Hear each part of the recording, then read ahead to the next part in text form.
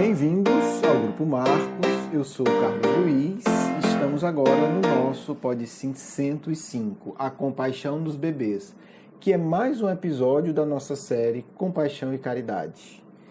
Bem, a gente vai falar rapidamente, né, como sempre, nosso programa é curto, sobre um experimento que está relatado no documentário A Revolução do Altruísmo, que tem no Netflix, né? Essa dica é de graça para vocês.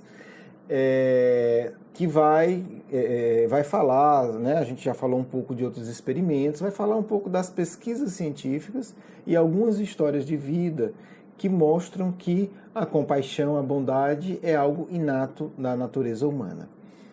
Só que hoje a gente vai falar de uma pesquisa extremamente curiosa, né? No programa 105, a gente discutiu a questão da compaixão nos animais, no 104, né? Agora no 105, a gente vai discutir a compaixão nos bebês. Quer dizer, a pergunta que está por trás é a seguinte: o ser humano nasce com compaixão? O ser humano nasce com a capacidade de valorizar o bem ou não, né?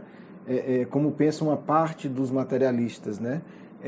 Não, essa questão de bondade, de fazer o bem, de a gente se sentir bem quando ajuda uma outra pessoa, é um condicionamento social, né? Na verdade, está provado que não, né? E esse experimento é mais um dos centenas de experiências que provam que nós temos uma bondade inata. A nossa tendência natural é do bem. Esse experimento é o mais radical com humanos, porque, né, que responde essa questão, porque vai pegar realmente bebês.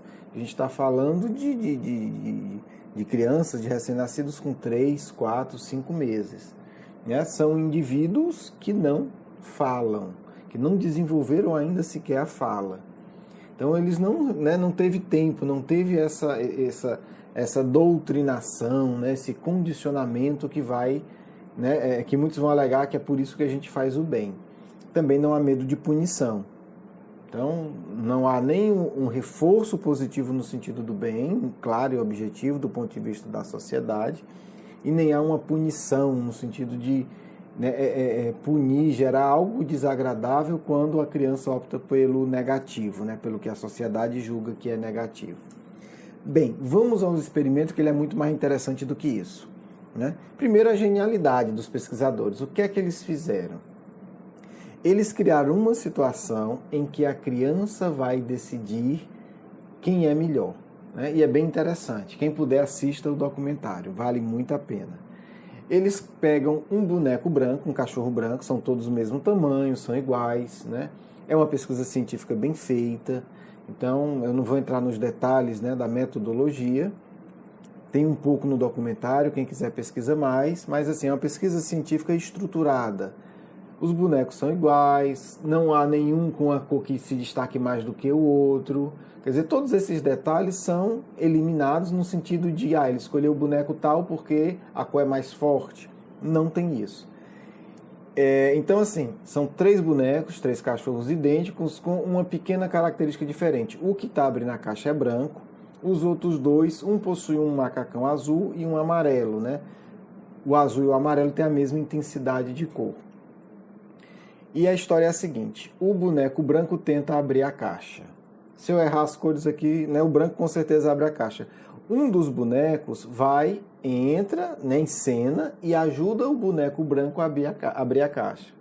Depois, na mesma cena, ele sai, o boneco branco, né, o cachorrinho branco vai tentar abrir a caixa e o outro boneco chega, além de não ajudar, atrapalha, né? Tipo, fecha a caixa. O branco está tentando e de repente vai lá o amarelo e faz fechar.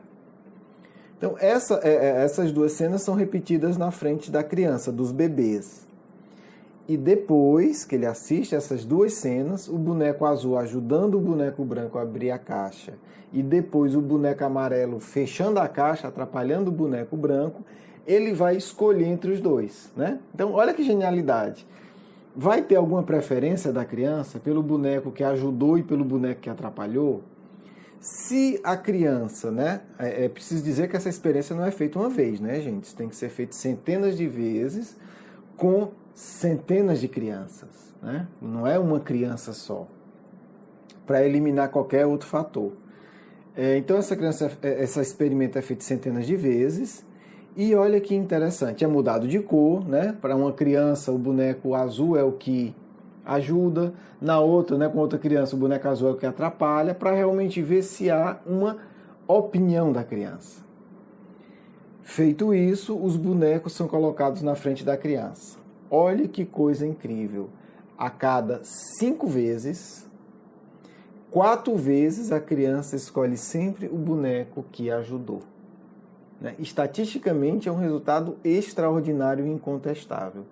Porque se para a criança, ou para as crianças, né, a gente está falando aqui, né, das crianças que representam a infância humana, se para, né, o recém-nascido, se para o bebê de 3, 4, 5 meses fosse indiferente, né, o cachorrinho que ajuda e o cachorrinho que atrapalha, a escolha seria aleatória. E quando você faz uma escolha aleatória com centenas de casos, a tendência é ficar meio a meio.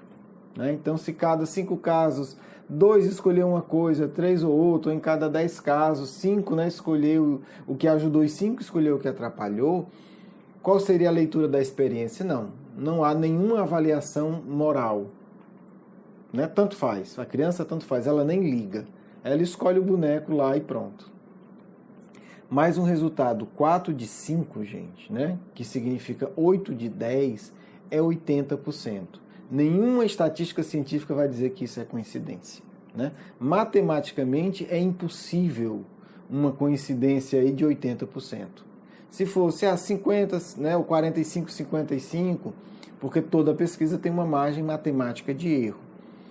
Mas 80% é impossível você falar que as crianças escolhem um boneco ao acaso. É uma experiência extraordinária, é uma experiência que eu acho que nós espíritas, né, teríamos que refletir cada vez mais sobre esse tipo de coisa. Não tenho dúvida disso. Se Kardec hoje estivesse escrevendo a Revista Espírita, ele escreveria vários e vários artigos sobre isso, gente. Esses são os temas do Espiritismo, né, que aprofunda a reflexão.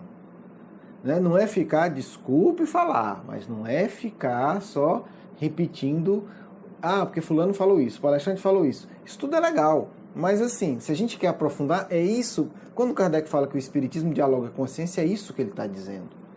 Não é ficar fazendo afirmação só, é pegar essas pesquisas e dizer assim, olha, essa pesquisa que não é espírita, feita por pessoas não espíritas, elas confirmam exatamente o que os espíritos já disseram. E o que é que os espíritos disseram? Que o espírito é criado simples e ignorante, mas nunca mal. Que todos nós temos a essência do bem. Todos nós carregamos a tendência do bem. Só quando a gente perverte ela que a gente tem problema. Quer dizer, a criança, ela como os macacos que a gente falou no programa 104, ela não tem um raciocínio elaborado ali, né, naquele corpo. Mas há a bondade do espírito por trás. Há a compreensão do que é bom e do que é mal. Então, é o tipo de pesquisa que, se a gente for nos detalhes, a gente vai ver o quanto ela confirma o que os espíritos têm ensinado. Né? É uma checagem da ciência, da afirmação dos espíritos. Então, esse tipo de pesquisa, eu não tenho dúvida, e aí, assim, não tenho nenhuma dúvida que Kardec dedicaria uma atenção séria, publicaria os resultados, mostraria os detalhes. É isso que a gente precisa, gente. E, assim, a gente está trazendo exemplos, porque o propósito do Pode Sim é muito mais nos unir e lançar reflexões iniciais. Né?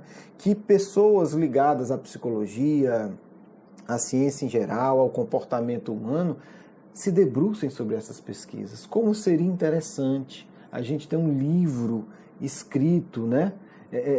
Pegasse não só essa pesquisa, mas certamente as dezenas de pesquisas semelhantes, e a gente ter ali isso bem organizado com uma reflexão espírita. Então, fica o apelo, a sugestão, quem é da área, quem tem afinidade, quem gosta desse assunto.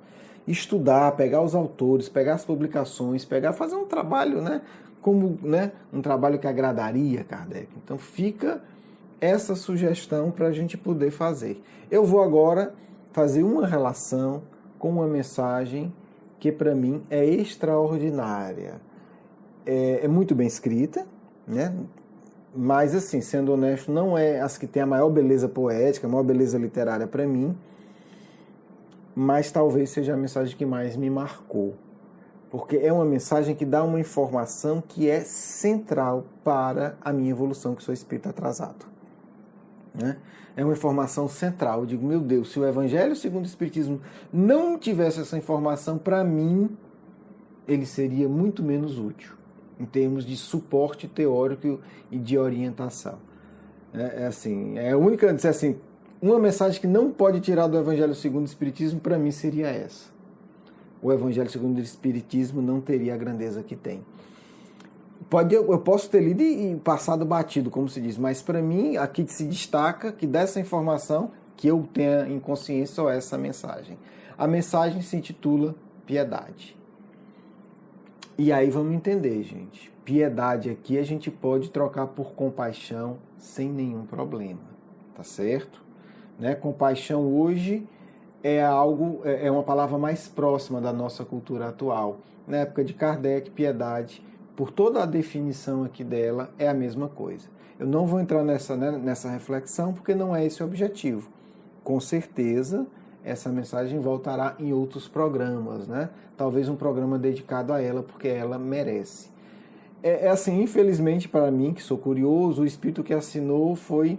A tradução tá Miguel, eu não sei se no original tá Michel ou Micael, mas eu fico triste porque se fosse um personagem histórico, eu com certeza iria estudar a vida dele, né? Até por gratidão dessa mensagem específica. Foi recebida em Bordeaux, então possivelmente não foi na presença nem de Kardec, mas Kardec a validou. Mas, enfim, são outros assuntos, né? O que é que eu quero destacar desta mensagem?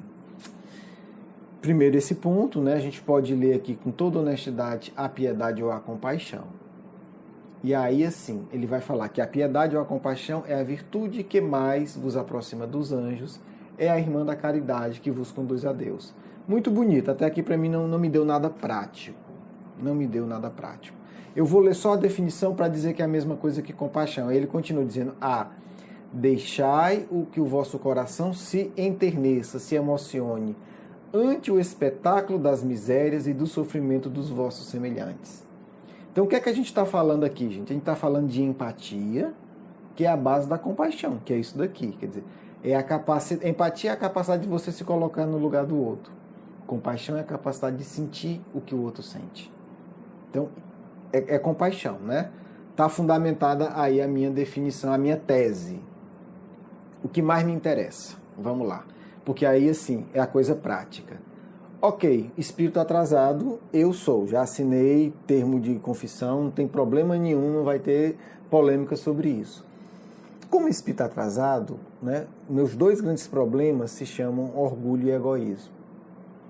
E eu confesso que um dia eu abri ao acaso essa mensagem quando eu estava pensando isso. Tá bom, tudo bem, eu sou, né, já dei o primeiro passo que é importantíssimo, eu assumo com honestidade a minha situação de atraso espiritual, não é técnica de exposição, nem de palestra, assumo, é isso. Ok, e agora? O que é que eu tenho que fazer? Porque a gente não evolui combatendo. Combater é muito simples, é muito elementar, não resolve. Não adianta só eu combater o meu orgulho, não adianta só eu segurar meu egoísmo. Obviamente eu tenho que estar consciente dele. A pergunta é, o que é que eu faço? O que é que eu desenvolvo dentro de mim para que ocupe o lugar do orgulho?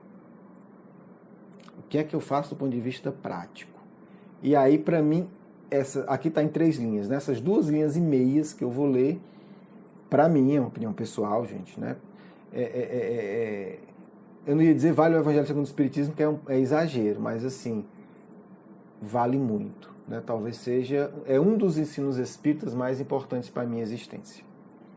É o seguinte, o sentimento mais apropriado a fazer que progridais, domando em vós o egoísmo e o orgulho, aí já me interessou muito, aquele que dispõe em vossa alma a humildade. Eu digo, Nossa Senhora, eu quero esse negócio aí, porque vai resolver tudo, né? Resolve o egoísmo, o orgulho e ensina humildade. A humildade, a beneficência e ao amor ao próximo. Se a pessoa diz isso para mim, eu pergunto quanto é, eu faço qualquer negócio. Me dá a resposta. Que sentimento é esse? E aí a mensagem dá isso de graça, gente. É a piedade.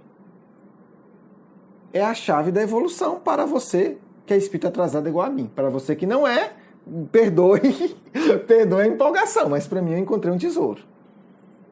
A piedade, a compaixão é o sentimento que vai fazer eu superar o egoísmo e o meu orgulho.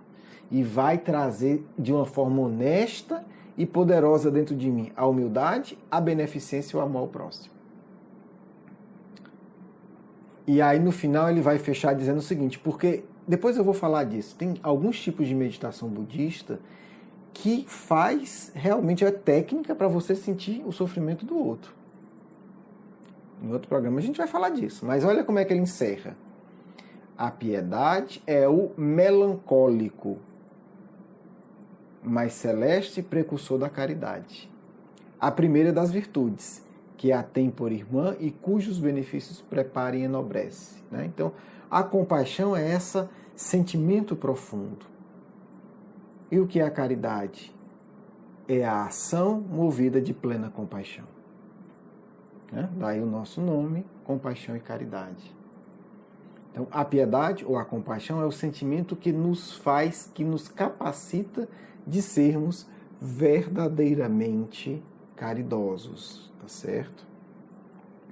Bem, gente, é isso. Espero que vocês, né, tenham gostado.